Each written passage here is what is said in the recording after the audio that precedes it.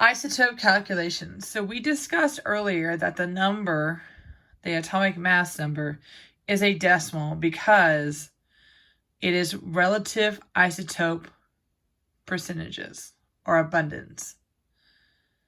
That all natural elements have at least 2 isotopes available. Some have up to 10.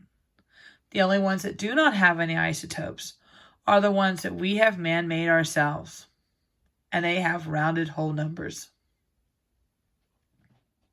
So here's my problem.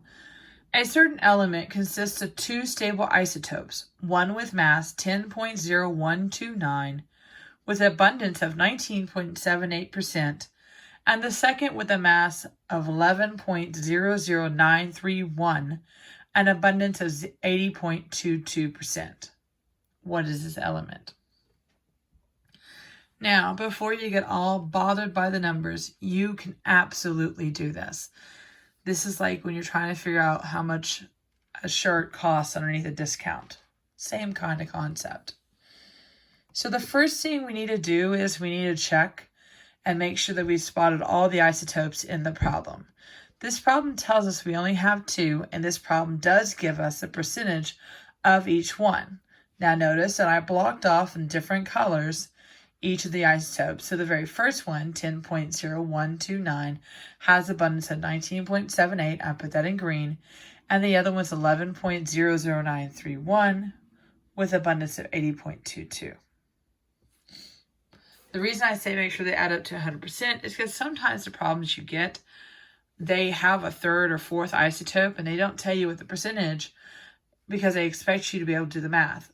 So I could have totally left off this percentage right here, and you would have been able to calculate that it was 80.22 by taking 100 minus 19.78. Okay?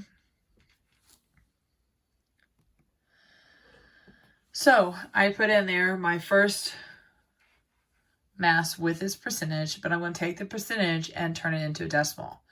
You should remember that from your math. I'm simply moving the decimal 2 places or dividing the number by 100, whichever way you want to think about it. Then I've got to put in my second number and change its percent over to a decimal as well.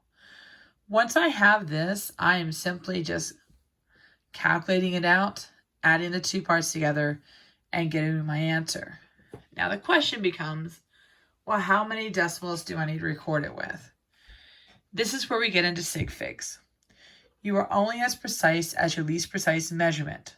So I look back at my problem and I notice that I have 4 decimal units behind each one of these numbers here. So my final answer that I'm going to record with is also going to have 4 decimal points. Technically, the percentage is actually your least precise measurement because it only has 2. But we're going to go with what we have.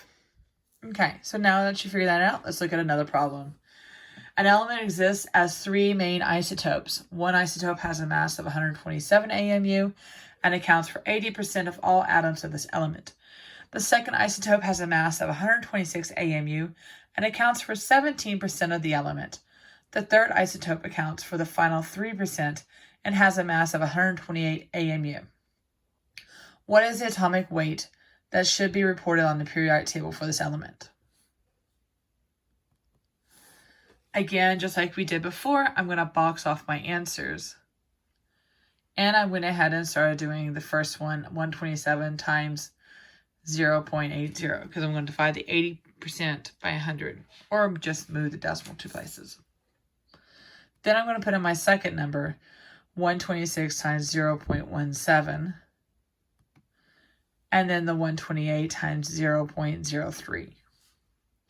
So now I'm going to get each one of those to a full number and then solve for my answer, which is 126.86.